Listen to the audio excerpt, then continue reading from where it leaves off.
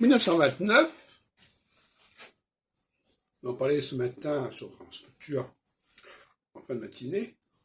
1929, c'est la fameuse crise économique, fiduciaire, etc.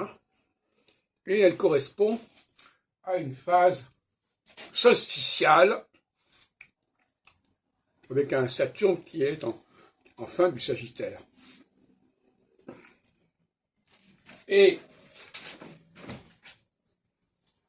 nous allons essayer de comprendre pourquoi c'est en phase solsticiale.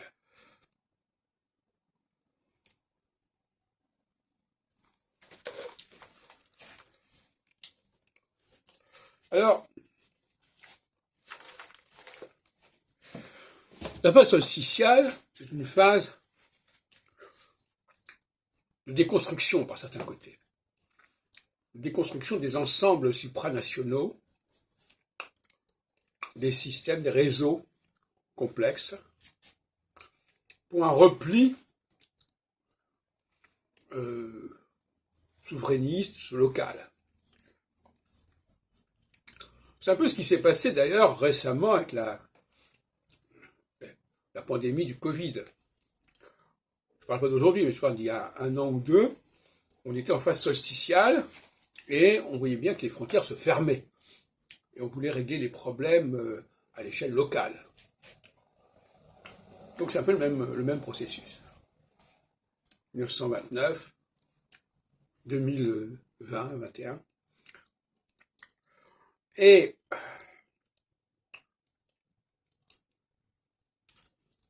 ça s'oppose évidemment à d'autres périodes équinoxiales, elles, qui alternent avec cette phase-là, et qui sont des périodes beaucoup plus ouvertes. Mais ce qui est intéressant, c'est d'opposer 1929, 15 ans avant, ça donne 1914. Alors, astrologiquement, on a le droit de dire, voilà, 1914-1929. 15 ans d'écart. C'est pas M. Eke qui me démentira à ce sujet.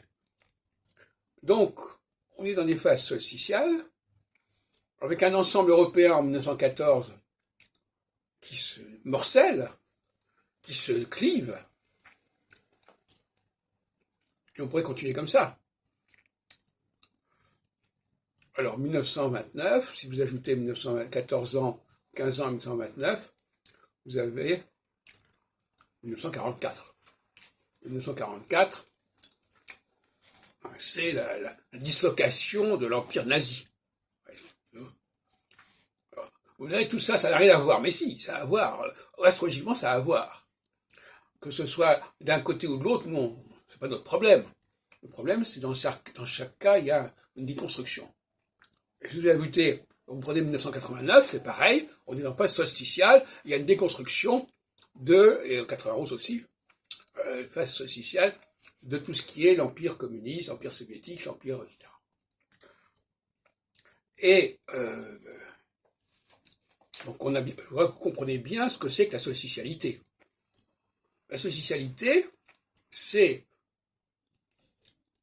le fait de se couper du monde extérieur pour renforcer l'unité intérieure. Donc il faut choisir un adversaire, il faut stigmatiser, diaboliser l'adversaire, et de façon à ce que, à l'intérieur, on soit beaucoup plus proche, beaucoup plus unis. Alors par exemple, dans le cas de l'Ukraine, je sais pas, alors c'est pas un très bon exemple parce qu'effectivement on est en période, on est en basculement. Mais justement la question c'est intéressant, le basculement est intéressant aussi. Dans le cas de l'Ukraine, est-ce qu'on est dans une phase solsticiale ou une phase équinoxiale en février 2020? D'un point de vue purement mathématique, on est encore en phase solsticiale, puisque la phase équinoxiale ne commence qu'au mois de février 2023. Mais, bon. Mais effectivement, il y a là quelque chose aussi de cet ordre-là. Diabolisation de l'adversaire et pour unifier un ensemble qui est assez hétérogène. Mais on glisse au fur et à mesure du conflit ukrainien vers une internationalisation qui est tout à fait autre chose, voyez-vous. C'est-à-dire qu'en face de l'Asia, ça reste interne, c'est-à-dire qu'on diabolise l'autre, il y a une guerre de tranchées, etc., peu importe. Et puis, en phase équinoxiale, ça s'étend.